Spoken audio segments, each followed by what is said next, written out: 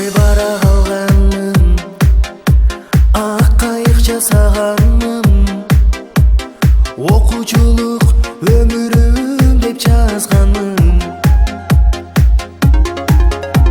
Аккан сууга салганым, көпкө чуркап барганым, узаганча кол булгалап турганым.